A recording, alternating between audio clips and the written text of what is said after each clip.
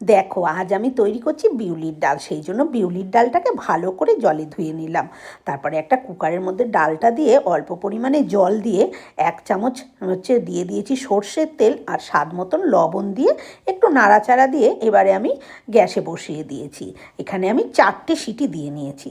4টে city দিয়ে নেওয়ার পর কুকারটা ঠান্ডা করে তারপরে ঢাকনাটা খুলেছি। দেখো একদম ডালগুলো কিন্তু যেন খোলা খোলা রয়েছে আর একদম ফুলে ঢোল হয়ে গেছে।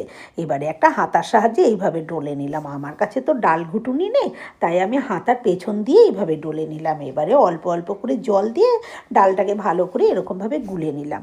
যার যতটা প্রয়োজন সে সেই মতন জল দেবেন। আমরা যেরকম পাতলা গাঢ় খাবো আমরা সেই অনুপাতে জলটা ব্যবহার করেছি।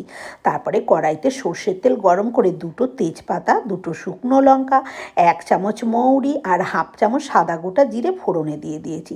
ফোড়নটা একটু ভাজা ভাজা হয়ে গেলে এখানে আমি আদা, 1 ইঞ্চি আদা আর 1 চামচ মৌরি বেটে রেখেছিলাম শিলেতে, সেইটা দিয়ে দিলাম। আদা মৌরি বাটাটা, আর আদাটা দিলেই কিন্তু ছিটছিট করে ছিটতে শুরু করে, ওই জন্য আমি ক্রমাগত নাড়া দিচ্ছি।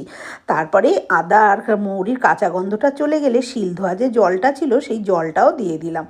এবার একটু মশলা দিয়ে দিচ্ছি। মশলা বলতে দিয়ে দিলাম 1/2 চামচ হলুদ গুঁড়ো আর 1/2 চামচ লাল লঙ্কার গুঁড়ো, মানে ঝাল লঙ্কার গুঁড়ো দিয়ে এবারে খুব ভালো করে কষিয়ে নেব যতক্ষণ না তেল সেপারেট হচ্ছে। এই দেখো মশলা থেকে কিন্তু তেলটা সেপারেট হয়ে গেছে। এবার একটু লবণ দিয়ে দিলাম, দিয়ে আবার একটু নাড়াচাড়া করে নেব। তেলটা কিন্তু একদম মশলার বাইরে বেরিয়ে গেছে, দেখলেই বুঝতে পারছো খুব সুন্দরভাবে কষানো হয়ে গেছে।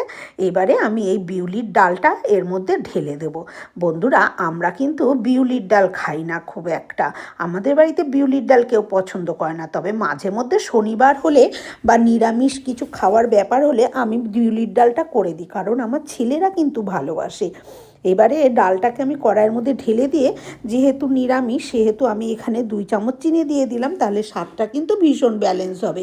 আর চিনি না দিতে পছন্দ করলেন দেবেন না, সেক্ষেত্রে কিন্তু আপনারা এই ফোড়নের মধ্যে একটু হিংও ব্যবহার করতে পারেন। এবার একটু ফুটিয়ে নিলাম, তৈরি হয়ে গেল না খুব সুন্দর সুস্বাদু বিউলির ডাল। ভিডিওটা কেমন লাগলো কমেন্ট করে অবশ্যই জানাবেন। ধন্যবাদ।